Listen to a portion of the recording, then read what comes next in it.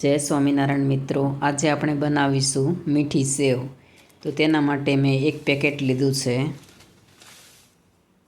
તે આપણે એક તવલામાં કાઢી લઈશું.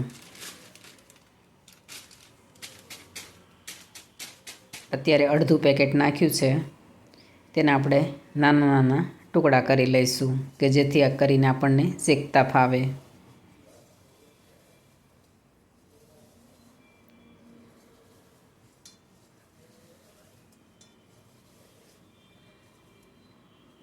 અમારા ઘરમાં આ સેવ બધાને બહુ જ ભાવે છે. થોડી ઓછી લાગી અને મહેમાન છે એટલા માટે હજી થોડીક નાખવી પડશે. એટલે થોડીક આપણે વધારે કાઢી લઈશું.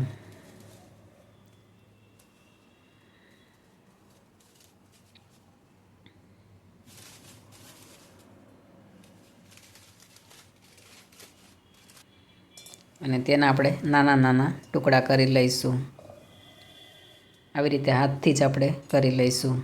હવે ગેસની ફ્લેમ ચાલુ કરી અને આપણે ગેસ ઉપર મૂકી દઈશું. અને તેની અંદર આપણે 2 ચમચા જેટલું ઘી ઉમેરીશું.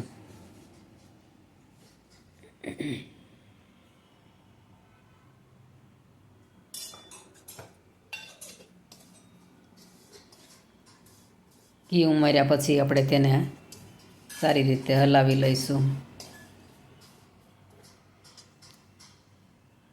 બ્રાઉન રંગની થાય ત્યાં સુધી આપણે તેને શેકાવા દેવાની છે.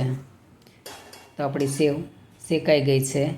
હવે તેની અંદર આપણે થોડું દૂધ ઉમેરીશું અને 1 થી 1.5 ગ્લાસ જેટલું અંદર પાણી નાખીશું.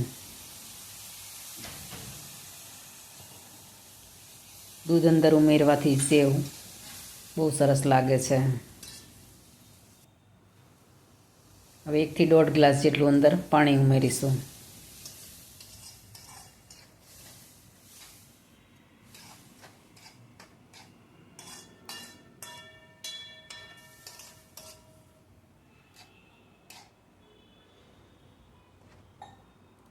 પછી આપણે તેને હલાવી લઈશું.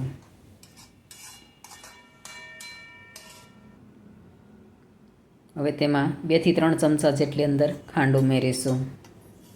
સ્વાદ પ્રમાણે આપણે જેવું ગળ્યું ખાતા હોય એ પ્રમાણે ઉમેરવાની અંદર.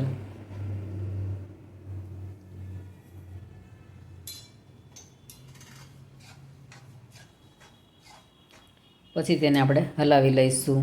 દૂધ ને પાણી બળી જાય ત્યાં સુધી આપણે તેને શેકાવા દઈશું. હવે તેની અંદર અમે કાજુના આપણે નાના નાના ટુકડા કરીને અંદર ઉમેરી દઈશું. બદામ અને પિસ્તા પણ નાખી શકાય, પણ મેં નથી નાખ્યા. મેં ખાલી કાજુ જ નાખ્યા છે અંદર. તો આવી રીતે આપણે દૂધને પાણી બળી જાય ત્યાં સુધી આપણે તેને શેકાવા દઈશું. અને ગેસની ફ્લેમ આપણે ધીમી જ રાખીશું કે જેથી કરીને નીચે બળી ન જાય સેવ. તો આપણી સેવ શેકાઈ જવા આવી છે. જો તમને મારી રેસીપી ગમે તો તેને લાઈક, શેર અને સબસ્ક્રાઈબ જરૂરથી કરજો. અને કમેન્ટ કરીને કહેજો કે તમને મારી રેસીપી કેવી લાગી.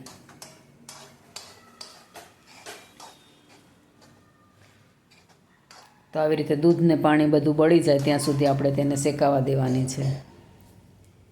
તો આપણું દૂધને પાણી બધું બળી ગયું છે અને આપણી સેવ તૈયાર થઈ ગઈ છે. તો તેને આપણે સર્વ કરીશું.